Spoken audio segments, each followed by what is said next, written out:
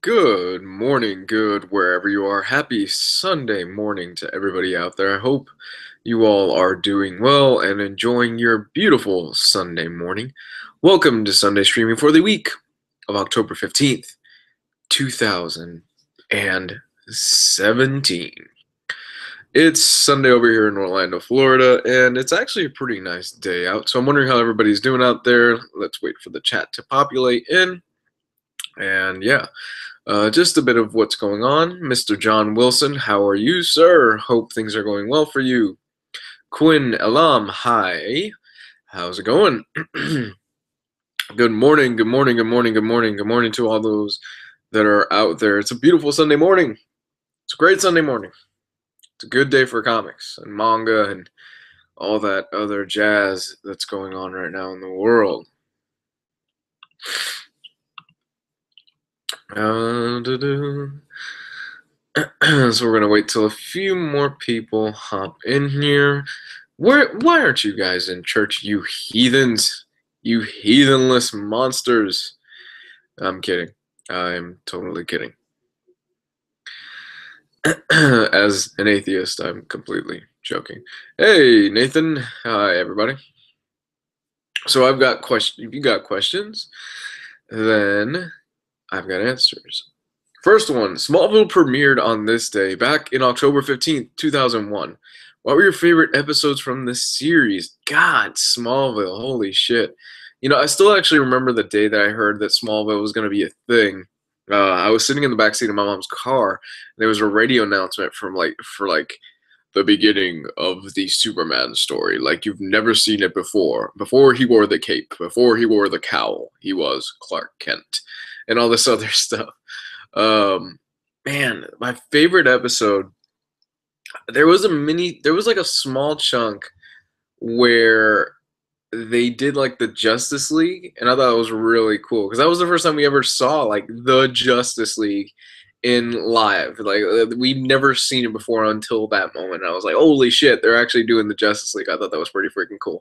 In hindsight, looking back on it now, some of the costumes are a little bit like, you know, but Smallville is still a damn good show. You can watch most of it on Netflix, and Michael Rosenbaum's portrayal of Lex Luthor to me is still the defining version of that character. He is spot on, and I think that has a lot to do with the fact that he had a good like 6 seasons, I believe, where he was that character. He was Lex Luthor, and he crushed it. He was really, really good. I wasn't a fan too much. Looking as formats change right now, we're not.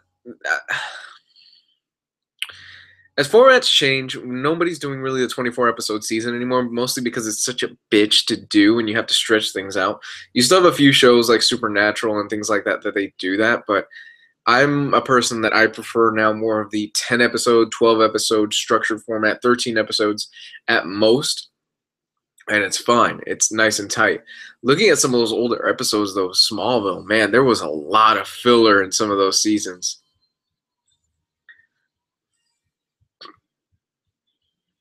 Are you selling all of your collection? I'm selling the vast majority of it. I've been posting a lot of stuff on there. I have the first 14 volumes of Berserk. I just posted that today.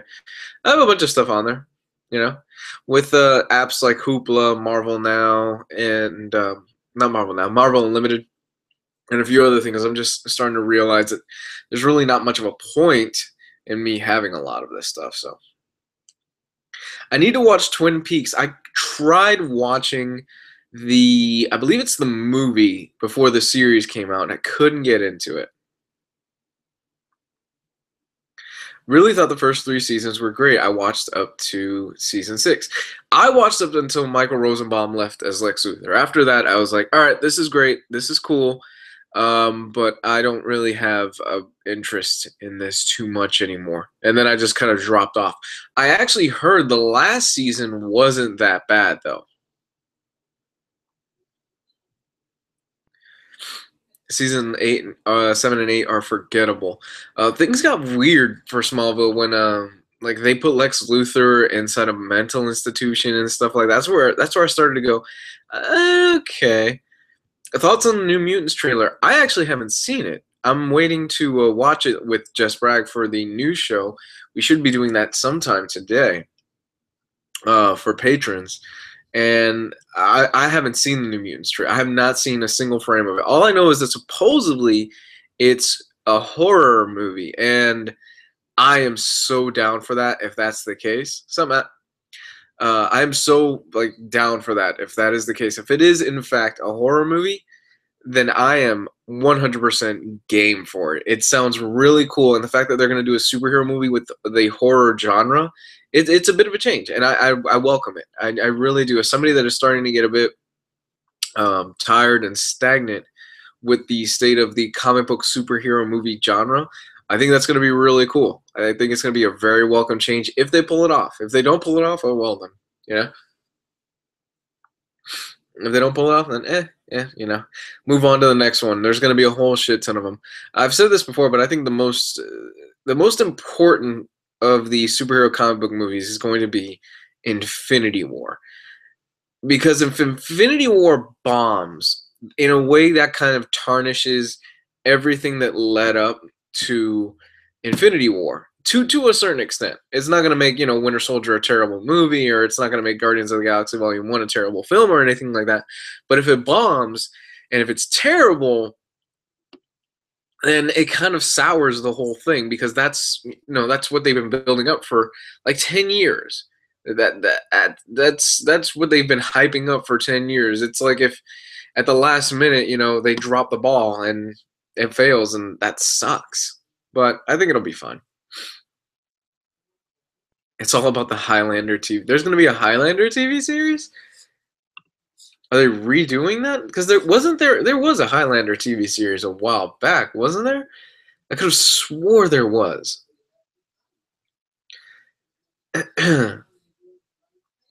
Yeah, the Smallville was interesting in the sense that there were a lot of young actors and actresses that got their start on Smallville. Amy Adams was one. Amy Adams was in the first season, where she played the fat girl that got real skinny from like eating, from like being exposed to kryptonite or some weird shit like that. Yeah, that first season of Smallville, it's fun, but it's all over the place, and it's very monster of the week. You'd have one monster show up, and then Clark would have to fight him. Then you'd have another monster that he would have to fight him and stuff like that. It was a fun show. I definitely want to go back and revisit that. I've been thinking also about going back and revisiting the last season of The Walking Dead and giving it another shot. Against my better judgment, I want to go back and actually give the damn thing another shot. I was one of the ones that I dropped off after the first like 3 episodes of last season, and I was like, oh god, this is not for me. I know the new season actually starts tonight, which is the war, the all-out war, should be starting this season. But they're going to drag that out. That they're going to drag that shit out as much as possible, because there's only so much they could do. The Walking Dead as a show, and I'm actually going to be curious to see where the ratings are going to fall for this season's premiere. Personally, I think the season premiere for The Walking Dead for this season is going to be an all-time low. And I think because of the fact that the hype has died down. I think the hype for the most part for Walking Dead has died down. You will always have your hardcore fans, the ones that no matter what, they watch Fear the Walking Dead, they read the comics month in, month out, they buy all the toys, they buy all the board games, they buy all the Daryl shit that AMC keeps pumping out. But I think for the most part, the general audience is like, all right, this is a thing. Yeah, I used to watch that. I really enjoyed that first few seasons and stuff like that, but it kind of started to tail off. And I think we started seeing that a lot last year. And it has to do with a lot of the fact that the audiences aren't stupid. Okay, they did the Glenn stunt under the dumpster, and that I think was kind of the first. Oh, fuck these guys. That was kind of the first. You're treating us like fucking idiots. Fuck these guys. We're not gonna deal with this shit. And then the opening season, that turned off a lot of people with them killing Abraham and Glenn, and it just felt like well, fuck, you guys know we're gonna kill off Glenn, so we might as well just kill off another character as well. That was kind of a slap in the face.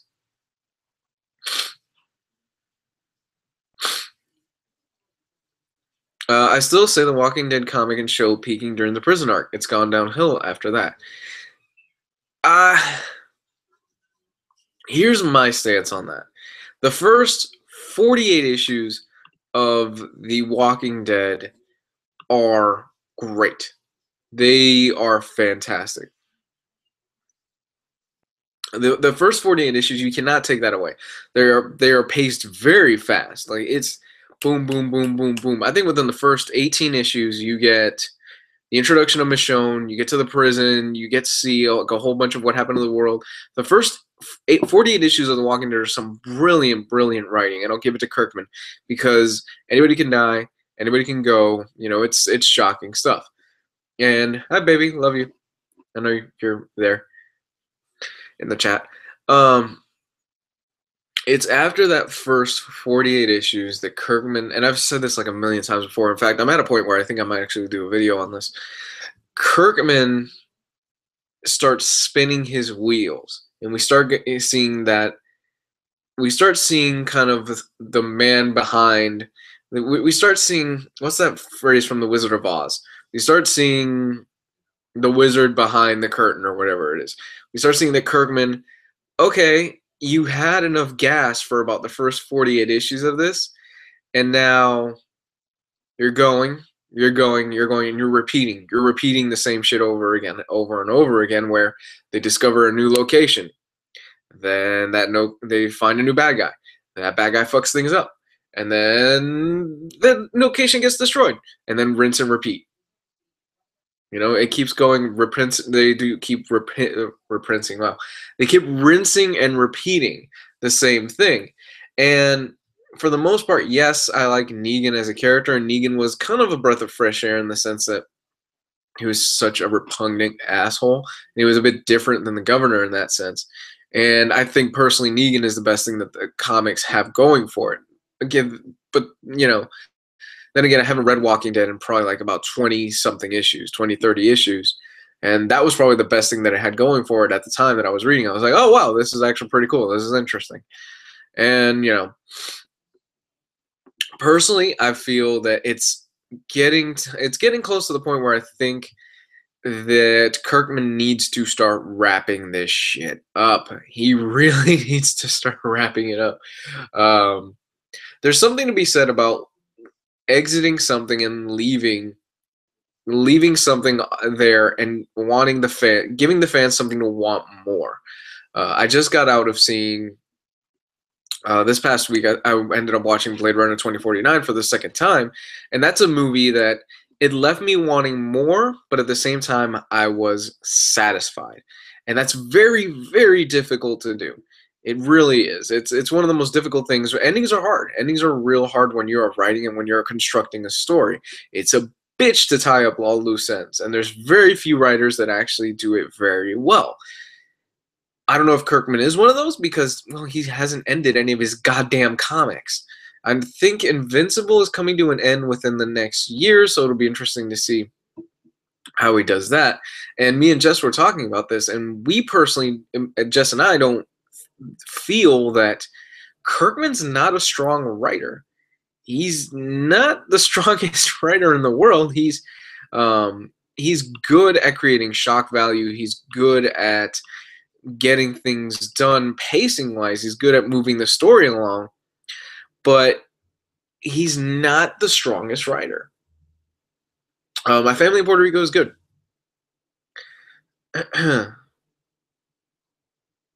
Supergirl Season 3 premiere was a great episode, but the ratings were the lowest for the series, which is concerning. All the CW DC TV show premiere ratings were down. Not worried, though. That stuff is going to be fine. Yeah, Supergirl's ratings were down, but, you know, for the most part on that DC TV show stuff, there was going to be your fans. You know, you're going to have your Flash, your Arrow. You're going to have your hardcore fans that are going to stick with that stuff regardless. It's going to be fine.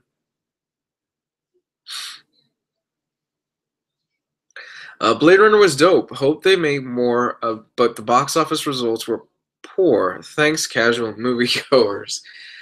Blade Runner 2049 is an interesting beast. I think the reason Blade Runner 2049 failed at the box office, there's a bunch of reasons behind it. One, the original Blade Runner was a cult. It still is a cult classic. It's still very much loved by fans around the world that have seen it and that have dissected it piece by piece and that just have absorbed everything about that universe. It's a classic. It's to many fans regarded as one of the greatest films of all time. It's personally tied for my favorite film of all time with Seven Samurai. Um, the reason why 2049 failed was one, the marketing. The marketing for 2049 hyped this movie up as it would be this bold, expansive action. I see the YouTube ads all the time. It's like it's bold, expansive action film. You know, they're gonna be fighting all the time. It's gonna be rooftop chases. Gonna be flying cars and shit. And you're gonna be seeing all this cool action and sci-fi shit all the time. But it's not that. And I think a lot of the general movie-going audience went into the movie theater probably never having seen the the original Blade Runner and thinking, I probably don't need to see it, it's fine. Or probably went in the movie thinking, oh, it's gonna be an action movie. And when they walked out, they go, what the fuck was that? It was slow as shit. It was boring, and I was falling asleep in it. I think that's what happened, and we see it even in the Omniplex group. I love you, Felipe. I'm gonna call you out on this, not in a mean way, but like Felipe went in, he watched it, and Felipe is more of a general movie-going audience guy. He's not really a hardcore movie buff or anything like that. He loves his movies, and he said it was boring, that he was falling asleep in it, and he didn't really care for it. And I'm like, okay, that makes sense to me because it's a film that's not for everybody. It's not. It's very slow paced. It's very methodical. It's very, very, very thought provoking, and it's just not for everybody. I think that the marketing really dropped the ball on this because they had no idea how to market this movie. Yeah, Felipe loved Transformers. That is very true. They just didn't know. Second, the second point that I'm going to make, it's slow. It's really slow. And we live in a society today that, for Jesus Christ, we live in a society today that if we saw it this past week on InStock, we saw it over the past like 2 weeks of people complaining and moaning in the omnibus group saying, well, my shit hasn't shipped from InStock trades. We see that almost every week, and it's been like a day, and people are freaking out. It's like, oh, it hasn't shipped from InStock trades, and it's been like a day. I'm like, chill the fuck out. It's gonna be fine. You're gonna get your stuff, and chances are you're gonna stockpile that shit, and you're not gonna read it for at least another year. Like, and it's kind of annoying. It really is kind of annoying, because we live in a society that we have the give it now mentality. I want it now, and I want this to happen now. I want to have that instant gratification, that instant shot of dopamine. And I think a lot of that has to do with, as a society, we are constantly chasing that instant dopamine shot in our head. We're just like, bam, bam, I want this, I want this, I want this, I want this, I want this. We're consumers. We keep consuming. And Blade Runner 2049, it delves out information at an extremely slow pace, a very, very slow pace, and that's why a lot of fans probably didn't like it. And they go and they tell their friends, the movie wasn't that good. Yeah, it's beautiful, but it was kind of boring. It's definitely not for everybody. Yeah. I'm guessing it's new people in the group, but it has been pretty bad as of late. No, it's been terrible as of late. It's within like the first 24 hours, people are complaining, why hasn't my stuff shipped? Guys, it's not Amazon. It's InStock trades. If you want, you could get your shit from Amazon, but chances are it's going to show up damaged. Have I seen Gifted? No. Jess and I were talking about Gifted the other day. He says he loves it. He says it's really good. I'm interested in watching it. I just haven't had time. I haven't had time to actually watch it. With me starting a new job and with me having to pick up a part-time job and with me trying to do videos and like all this other stuff, it's just, it's been crazy. It's been real crazy.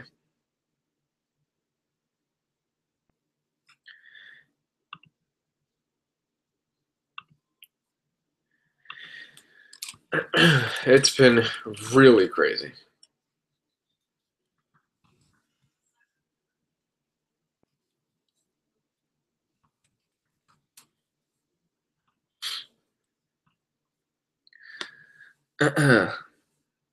Morning, Jay.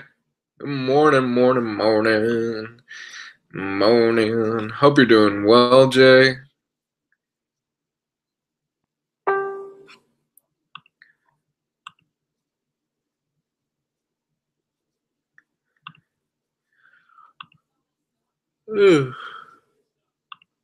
And let's see. Will you be watching the new Walking Dead season by Bandit?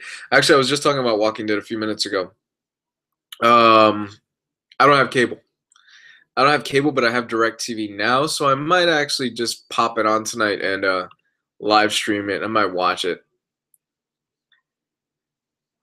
I might just read a synopsis of what happened last season because I just went on a soapbox for like 20 minutes on why I'm not a crazy fan of Walking Dead at the moment.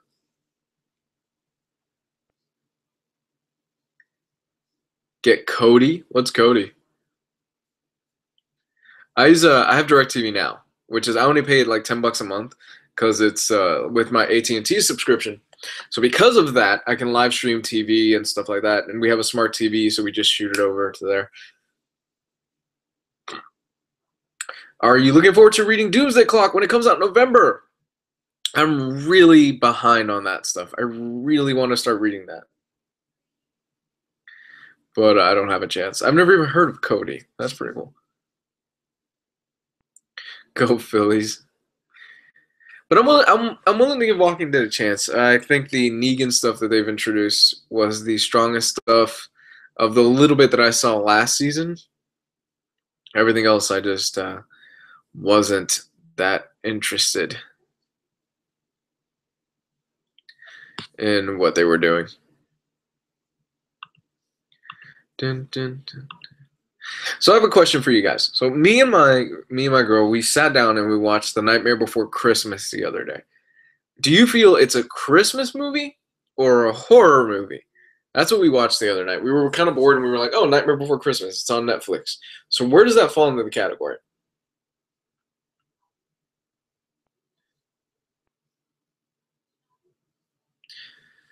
It's pretty easy to make. An app for your Fire Stick. You can get anything. I don't have a Fire Stick. Oh, but that's what I've heard. Okay. Wow. Okay, so it's conflicted. Some people are saying Christmas, some people are saying Halloween. I've always been of the mindset that I think Nightmare Before Christmas is a Halloween movie. Man, it's kind of evenly split down the middle right now. Because we want to do our this year we want to do our Christmas um as Nightmare Before Christmas. That's the theme we want to go for. Funny enough, I watched it the other night. I'd say it's both. It's a tricky question. It really is. No, Die Hard is a Christmas movie. Die Hard and Lethal Weapon both are Christmas films because they're set in Christmas. Like, what is the qualification of it to be a Christmas movie? Does it have to be set in Christmas? Does it have to have like the Christmas trees and stuff like that?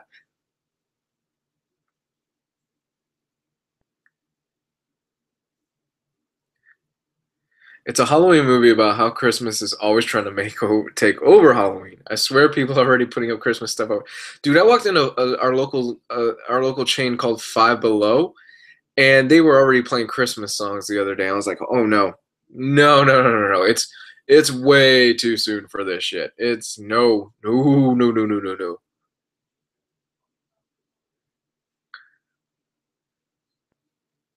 Hey, good for you, Kenneth. Next month, I'm getting a 50-inch 4K Ultra HD TV with HDR and Roku built into the TV.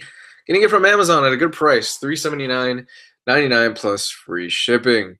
Um, I hope you're aware of what you're getting because there's a lot of things that go into actually buying a TV. If you want, I really do recommend you message Ryan Sace from the group. He'd be able to talk to you and he'd probably be able to really point you into a good direction for a good TV.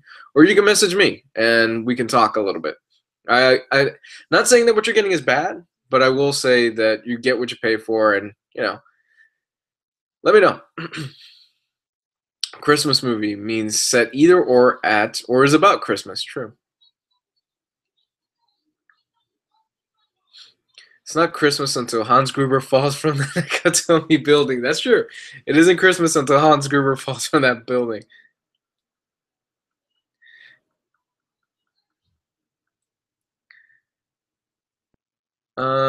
Let's see. I like Christmas when it's Christmas, but I think it's too early and needs to late. How does in-stock trades afford to sell for so cheap? In-stock trades is able to afford for so cheap. Yeah, they probably get a discount from Diamond Comics, and you're buying basically straight from the retailer. At least that's more or less you're pretty much going almost straight through the retailer, so you're cutting out a lot of the middleman. You're cutting out the shipping costs that you would have to pay if you went through, like, let's say, your local comic shop. You're cutting out a whole bunch of stuff. The fees of the comic shop needs to make a profit on, things like that. So you're effectively just going right through to in-stock trades, and you're pretty much going right to Diamond. At least that's my really shitty explanation. I'm terrible at economics. I barely pass the class. I know economics. I barely pass the class. So what is a good TV? Dude, that's like a 15-minute conversation alone on what is considered a good TV or not, because then you start getting into full array local dimming, the backlighting, what panel are you using, OLED, UHD, HDR, HDMI 2.0, just a whole bunch of HD, Dolby Digital, just a whole bunch of shit. Yeah, but OLED is like OLED base should stand for only like lawyers and educated doctors or some shit like that. OLED is ridiculous. For the cheapest OLED, you're probably gonna look at. You could find a B6 if I'm not mistaken, maybe 1,600 right now, and that's a 55-inch, and that's on sale. And that's not even the newest model, so you can get an OLED for an okay price. Let's see what an OLED B6 is going for right now. Yeah, you can get an OLED B6 55-inch for about 1,700, which isn't bad. That's not bad at all, actually, for an OLED. But if you're a big gamer like myself, then you're going to actually the B6. The problem with the B6 is that I've heard the input lag on it in video games is pretty high. You're looking at like middle 30s, lower 30s, and that's even in game mode. A Christmas movie doesn't have to be set on Christmas. It just has to have the spirit of Christmas. In other words, it has to be hopeful and giving. Example, Elf is a Christmas movie. But isn't Elf set during Christmas? I thought it was. Who's better, Captain America or Batman? Batman.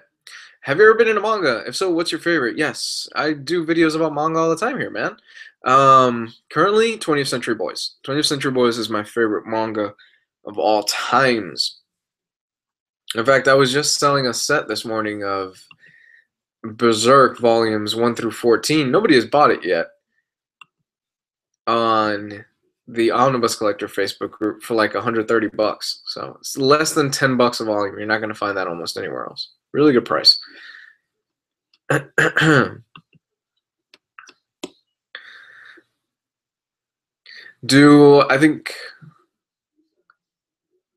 I read One Piece? Yes, I've read the first like 5 volumes of One Piece. I'm currently making my way through it. One Piece is fun. This is my first time. I first started reading One Piece this year. Actually, it's a fun series. It's really creative, and I can see why it's so popular. I can see why so many people dig it so much. I'm really enjoying my time with One Piece, but I'm slowly reading it. I'm taking my time with it. I'm reading One Piece. I'm reading Hunter x Hunter, and I'm in volume 10 right now, which is the Phantom Troop arc, and that shit is great. That's really good stuff, man. I believe the pronunciation is Karopika, is great. He's badass. My current on Dragon Ball Super. Yes, I am. I didn't watch last night's episode, but well, I know who ends up with the whole Jiren and Hit fight. I know who how that turns out.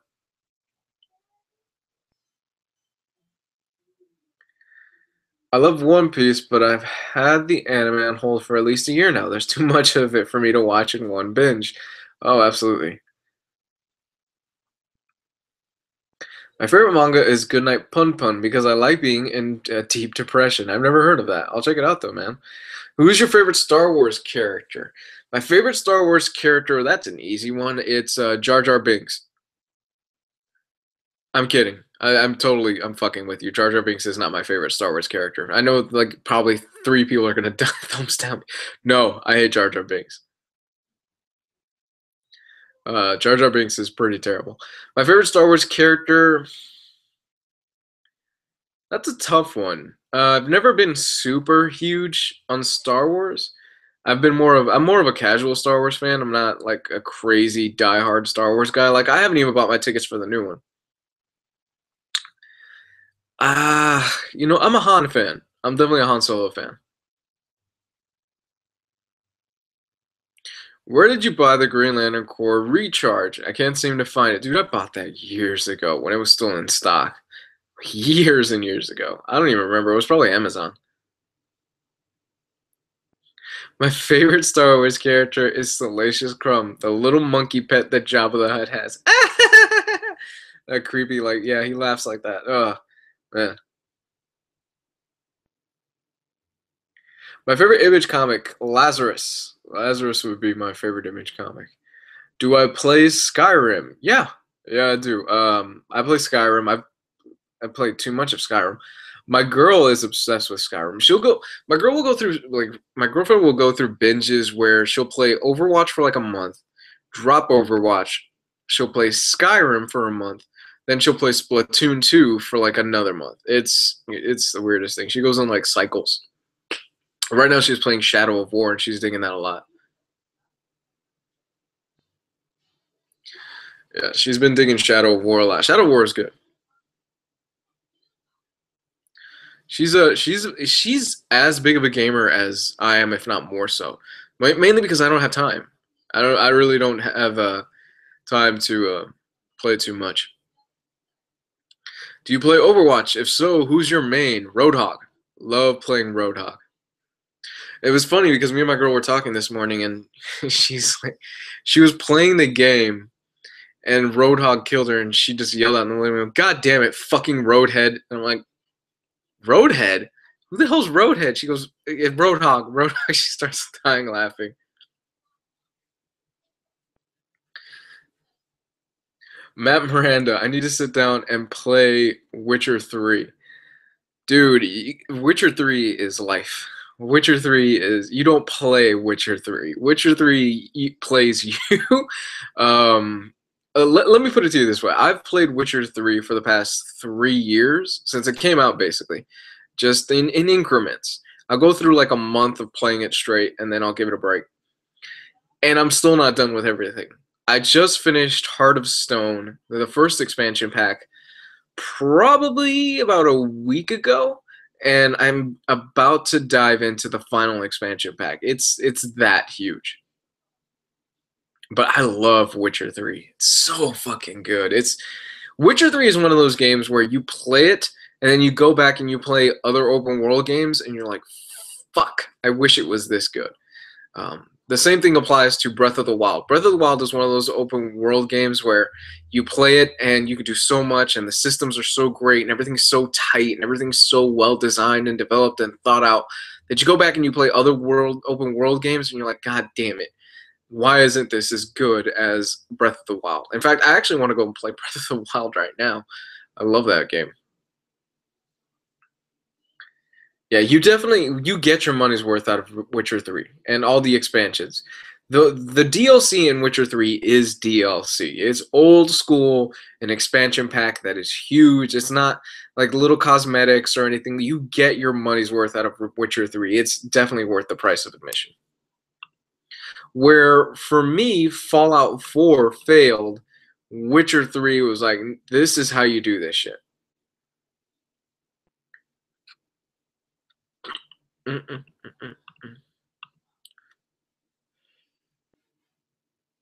Geralt of Rivia is the man, or is it Geralt? I always get it pronounced wrong. But some of the video games that we're looking forward to, she wants to play the new Assassin's Creed. October 27th is going to destroy a lot of wallets. On October 27th alone, which is not this week, but the following week, we're getting Wolfenstein, Super Mario Odyssey, and we're also getting the new Assassin's Creed. One of those is going to have to wait. Man, for me, it's probably going to be Assassin's Creed. I'm probably not going to jump right on the Assassin's Creed bandwagon. I'm going to hold out on that. Odyssey looks fantastic. Odyssey already have it. EGM leaked their review for Super Mario Odyssey, and it got a 10 already. Like, so we know it's going to be good. Also, huge shout out to Matt Miranda for hooking a brother up. He contacted me last week saying, "Hey, brother, I know that you were kind of looking for a SNES classic, a Super Nintendo classic, and I found 3 of them, and I ended up getting them. Would you be interested in one?" I said, "Yeah, but I won't have the money until probably like next week." And he's like, "Nah, don't worry about it. I'll hold it till then." So he has now shipped it, and I'm going to be a proud owner of a SNES classic pretty soon. That was my childhood. The Super Nintendo was my first console as a kid.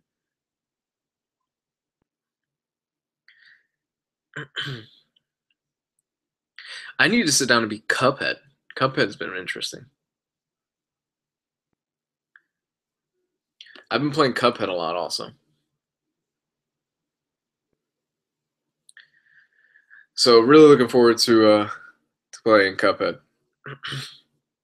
To beating Cuphead. I'm already in the second world of Cuphead. Cuphead is a bitch. God, it's pretty fucking hard. It's rough, but it's fun. It's definitely the epitome of those. I'll give it one more try. It's the epitome of those one more try video games where you're stuck on it and you're like, I'm gonna give it one more try. Is Cuphead really well? Cuphead is really just 2 things. It's a boss rush, which is the entire thing is you are playing bosses. You go from one section to another and you're fighting bosses. And then in between those bosses, you have little tiny run and gun sections, and that's it. But the run and gun stuff is the weakest part. It's the bosses that you're really there for. That's the funnest part.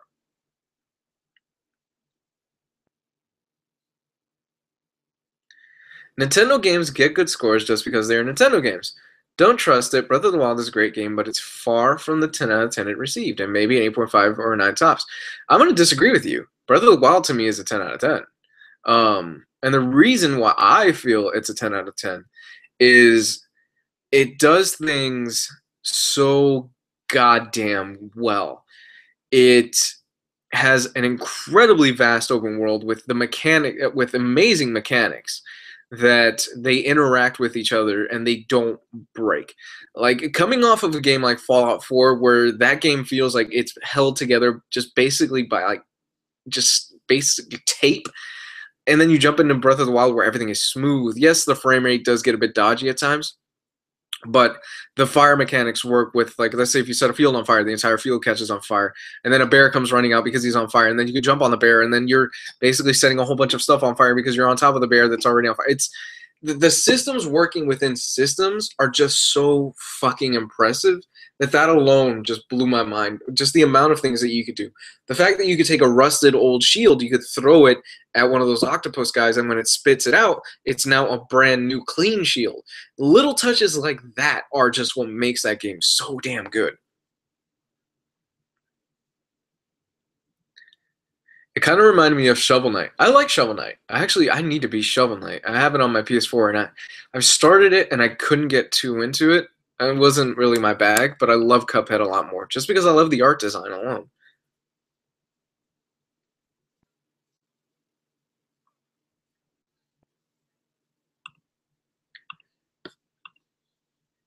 Mighty Number 9 is what Shovel Knight should have been. I never played Mighty Number 9. I didn't hear good things about it, but I never played it.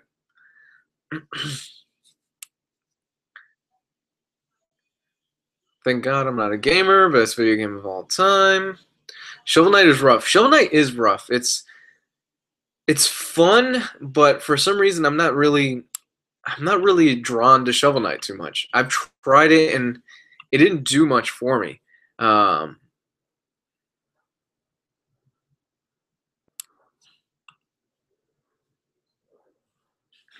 don't play Mighty Number Nine for your own good. Is Mighty Number Nine that good? It's that bad. It's kind of disappointing to hear because wasn't he the like one of the original creators that worked on Mega Man? We should be getting Black Friday ads soon. Be nice to see how much money I'll drop. I probably won't. I probably won't be blowing too much money this Black Friday.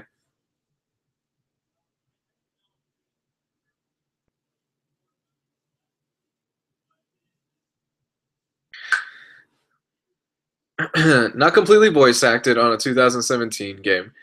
I disagree. There is voice acting there.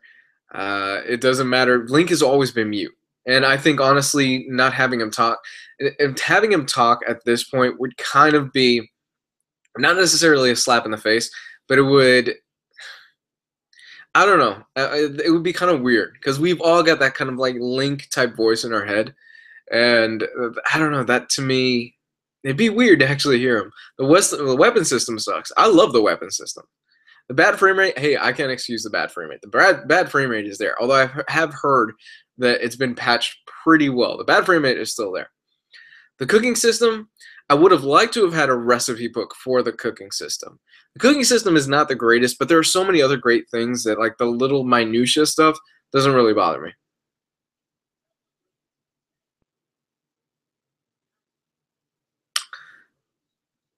It's horrible. Take it from a diehard Mega Man fan. I absolutely hated it. Well, yeah, you've got Proto Man as your picture.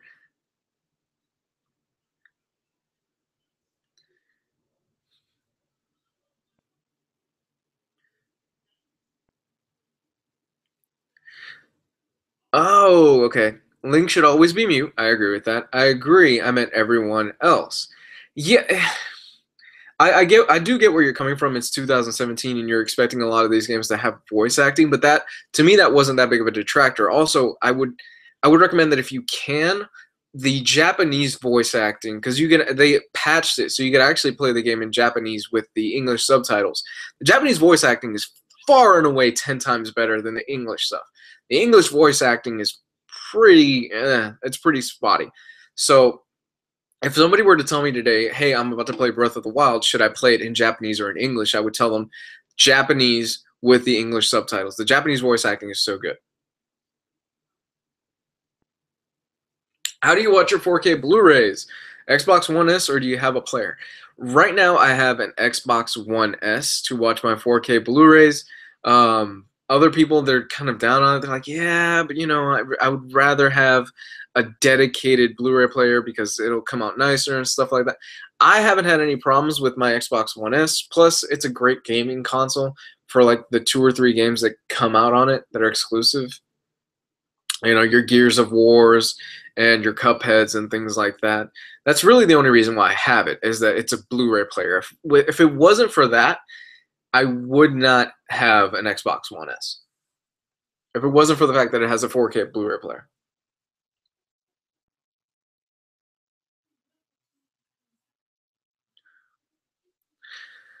Nintendo doesn't fully voice many games aside from Star Fox anyway, right? I'm gonna say he's right.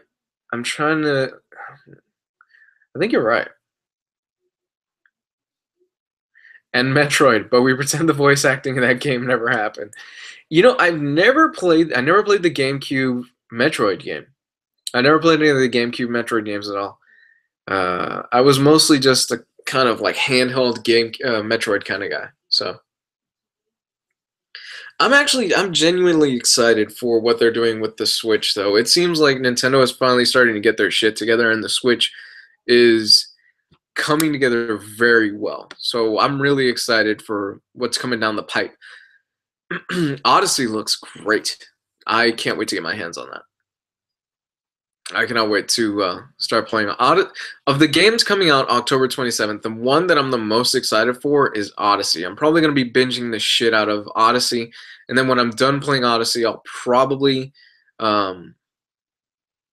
I'll probably end up starting Wolfenstein just because I get to kill Nazis, and there's there's nothing else that needs to be said about that. You get to shoot Nazis, so it's kind of fun. Super Metroid on the SNES Classic. I know. I'm gonna play Mega Man once that gets here. I'm gonna pop in Mega Man X, and then I'll probably pop in Super Metroid on the SNES Classic. They haven't gotten their shit together until a new F-Zero comes out. Man, and a new F-Zero. That's good stuff. Laser Show 9876. Should I start collecting Fables? I hear it's a good comic book series. Fables is good. Fables kind of peters off for me after about issue 75. Once they deal with the big bad for like the first half of the series, then it starts tapering off for me. But it's a good series. It's fun. The first volume is like a police detective story, and it's okay. The second volume is really when it starts to take off, and you start getting a bigger picture of what's going on in the world and why these characters are the way that they are. So, but it's good. I recommend you check out the first 2 volumes and see if it's if it's for you. Nintendo needs to pull a Sega and get out of the console market. Their consoles are always the weakest of the big 3, and their games would sell like crazy if they came to PS4. Again, I'm going to have to disagree with you. They don't need to pull out. They are doing fine as they are. The Switch is selling perfectly fine. Their exclusives are the best exclusives that are out there. They're always the best exclusives that are reviewed. I don't see why Nintendo would need to pull out, need to actually stop making consoles when the demand for the Switch has been there and they're selling very well. And it's not like, yes, the Switch there was a bit of a Switch shortage when it first came out, but the fact is the Switch is now on consoles. It's on shelves. Like, I walked into Walmart the other day and I was like, oh shit, there's a Switch. And then I went to Target and I was like, oh, there's a Switch there. And then Best Buy, and I was like, oh, so the Switch is readily available now. People can find it. Just Bragg just ended up getting a Switch. Yeah, Nintendo owns the handheld market. They don't need to have a #1 console. They really don't. They own the handheld market, and now they're moving towards cell phones. And you can argue that the Switch is a handheld. That you can take that. It's a handheld with a shitty battery, but you can actually take it with you wherever you want to go. I mean, I mostly keep it docked, and unless my girl wants to watch something or she wants to play something, then I just pop it out and I'm like, all right, cool, I can keep playing Splatoon 2. The Switch is selling like hotcakes. I think Nintendo's fine. Nintendo's fine. And the Switch was their Hail Mary. I think if the Switch failed, if it did poorly, and if it didn't work as well as it advertised, Nintendo would be in a very tight spot, and we could start seeing Nintendo start maybe thinking, all right, let's kind of lend out our characters to other third-party developers and see what we can come out with. We already kind of saw them lend out their characters to third-party developers. There was the Rayman game, the Rabbids game with Super Mario characters that came out a few weeks ago. I think we would have seen definitely a lot more of that. We probably would have seen, maybe them reach out to other companies like EA or, I don't know, Sony, and they would have said, hey, here's a crack at like a Metroid game. Let's see what you can do. Or a Bethesda, and said, you know what, you guys, the Dishonored team, here's the Metroid. Do something with the Metroid franchise. You're a Scott Pilgrim fan, right? Have you ever read Seconds by the same author? And if so, is it any good? I think it's okay. I think Seconds is probably the weakest thing that he's done from what I've read. But then again, it's been years since I've read that.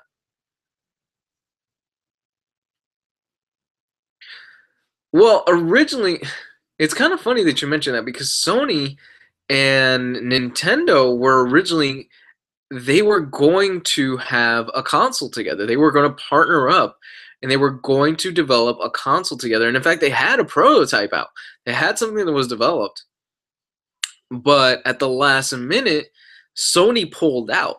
And Sony said, yeah, we're not going to do this anymore. They decided to pull out at the last minute. And it's kind of funny to think about. There's a parallel universe out there where you have Sony and Nintendo working together on one console, and it would be interesting to see. It would definitely be really cool to see.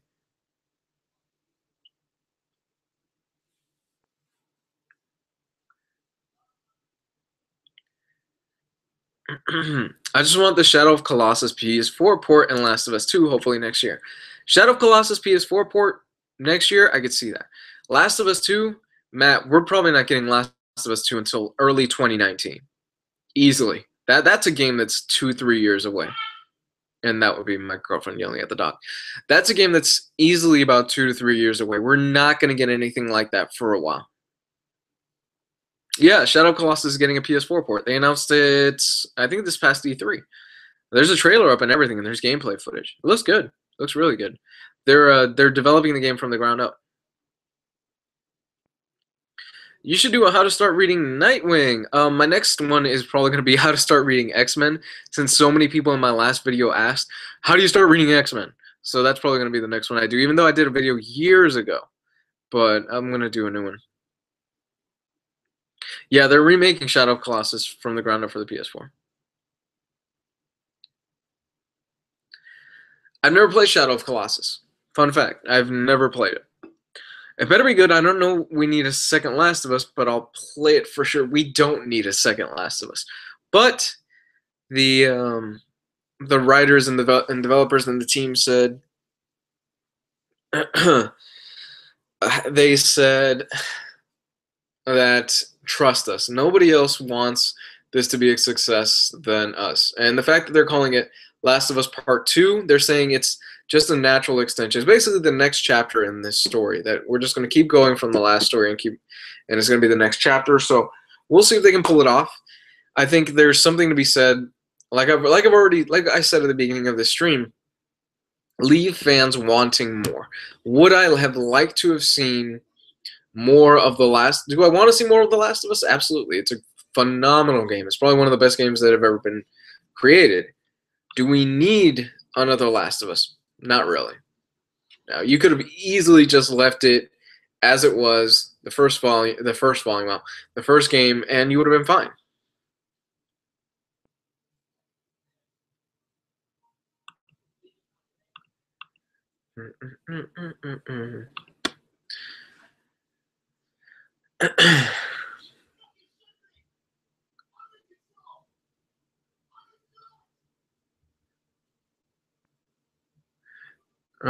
Cross looks fucked. Have you read any of the Cross from Avatar Press? I haven't crossed. What are your thoughts on Marvel vs. Capcom Infinite, aka MCU vs. Capcom Infinite? Marvel vs. Capcom Infinite it's interesting. Okay, Marvel vs. Capcom Infinite summarizes my main problem with what's going on with Marvel in general.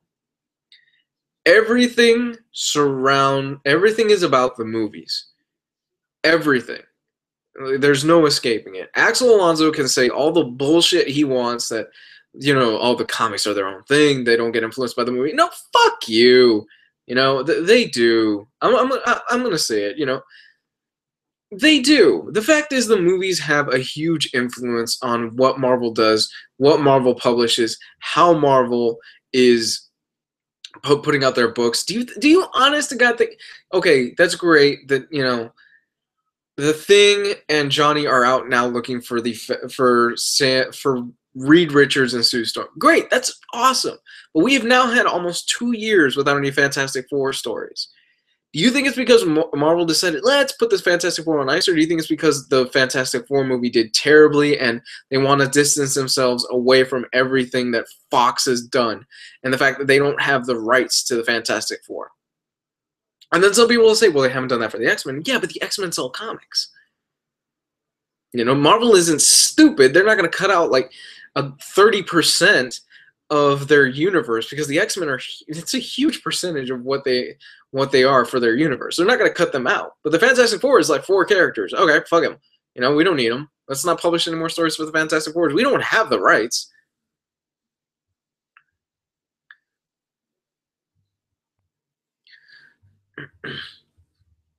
And also, what a Marvel vs. Capcom game without any X-Men.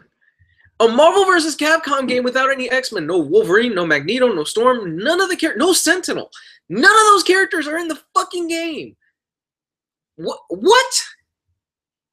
But every single character that you have in that goddamn game is a character that is either in the movie or is going to have his own movie.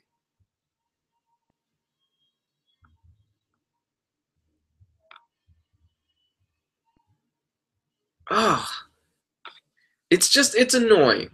It's annoying, and the fact is, just be upfront. Say, yes, the movies dictate everything we do. Of course, they're not going to say it. The movies dictate everything we do. It sucks. It really sucks as a longtime Marvel fan.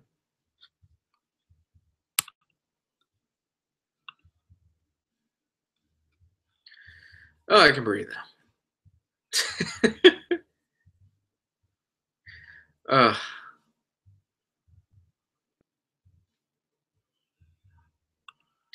oh my god. Marvel wants the rights back. Yeah, Marvel does want the rights back from Fox. I think they want the rights back from Fox not because they want the Fantastic Four back per se. They want what the Fantastic Four can bring, is what they want. They want the fact that if they get the Fantastic Four rights, they also get Galactus, they get Silver Surfer, they get Annihilus, they get a bunch of characters that would be great villains. Who wouldn't want to see Galactus showing up in the Marvel Cinematic Universe? I want to see it. Who doesn't want to see Galactus and the Avengers have to take on Galactus as the big bad guy? Who doesn't want to see Annihilation? If they can get Annihilus, wow. If they can get Annihilus, we can get the Annihilation wave. We get the Annihilation story. That'd be pretty badass.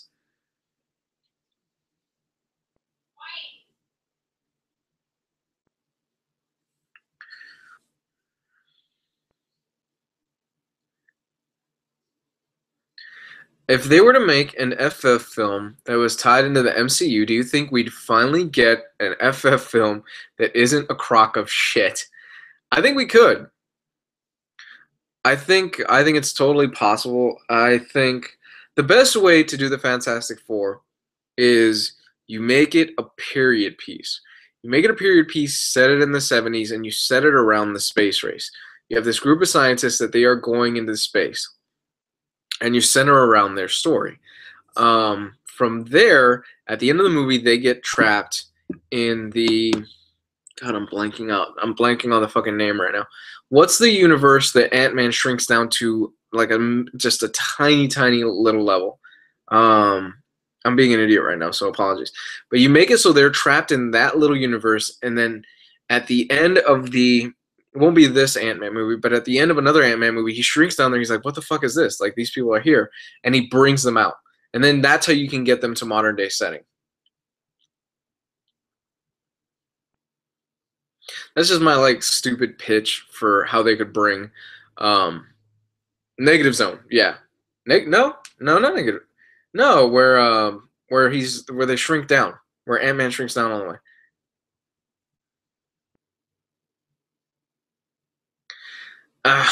Anyway, yeah, that's. Oh hell, Negative Zone could even work. You have them at the end; they have to like trap a nihilist in the Negative Zone, and then you have like a few years down the line. Um, you have a few years down the line, Tony Stark, or you have Bruce Banner. They're like, oh, what the hell is this? Like, we've been experimenting in the Negative Zone or something like that. We've actually spotted people that are trapped in here, and they pull them out or something like that. I think it'd be pretty interesting. I think there are ways that they could do the Fantastic Four, but I personally think the best way for them to do the Fantastic Four is if they did them as a period piece. I'm on the hype train for Ant-Man and the Wasp. I want to see Ant-Man and the Wasp. I liked Ant-Man. I thought it was fun.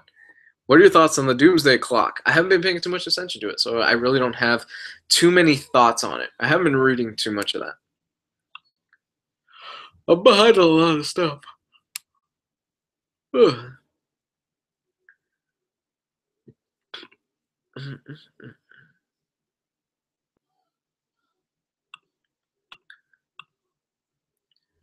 I fucking loved Ant-Man. It's my favorite MCU film. Ant-Man's fun, man.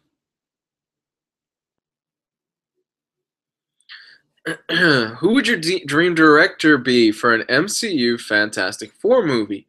Who would you cast? My dream director for a Fantastic Four movie. I'm gonna say simply because he already basically did a Fantastic Four movie. I say Brad Bird. He did Incredibles. That's as close to the Fantastic Four as you're gonna get. He's doing Incredibles too, so I think he'd be great for it. As far as casting goes, I mean, if you want to go for like an older looking Reed, John Hamm would probably be one of my go-to guys that I would reach out to him to see if he could do it. Um, Johnny, Johnny'd be hard to cast. The thing, you really don't you. My thing is with the thing, chances are they would Hulk him, and he would be CGI, so you wouldn't need that well-known of an actor. As for Sue, and I don't know, off the top of my head, I couldn't pick anybody for Sue or the other characters. That's a good question. Rian Johnson would be good. I'm kind of disappointed that Rian Johnson isn't returning for Star Wars, the next one in the trilogy is Star Wars Episode 9. Danny DeVito as Ben Grimm. Yes. Oh my God, I would pay so much money to see Danny DeVito as Ben Grimm. That is perfect. No. I don't feel Abrams is that great of a director. I think he's good. I think Abrams is really good, but I don't think he's like top of the list, one of the greatest directors of our time, or anything like that.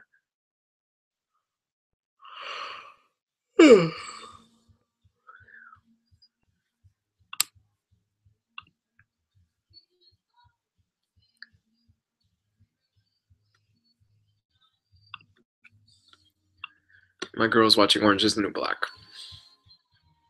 Amy Adams as Sue. I could see that.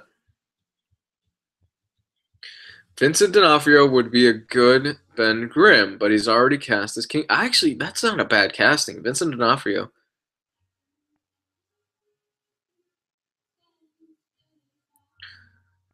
Huh.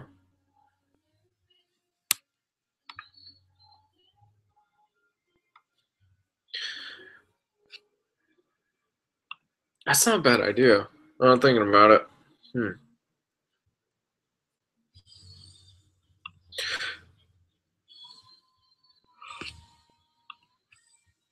Whew. All right, guys, but I'm getting kind of tired. I'm going to take a nap, and then I got work to do. So I'm going to go ahead and end this one today. Thank you for. You came up after season 3. My girl loves Orange is the New Black. Thank you for your support. You can follow me on Facebook, Twitter. Those links are going to be found in the description below. Guys, if you like this channel, you want to support this channel, you want to keep this channel alive, Patreon is found in the description. Comic Guide 101 for as little as $1 a month. You get exclusive videos not seen anywhere else. You support the channel, and you keep this channel alive, guys. Just giving you a heads up. I've actually had to pick up a second job because we're barely making ends meet as it is. It is what it is. So because of the fact of that, and because Patreon has been doing so hot, just being transparent, I've had to pick up a second job, so that's the reality of it. So videos might be a bit more sporadic than normal. Just giving you guys a warning. Later, guys. Bye.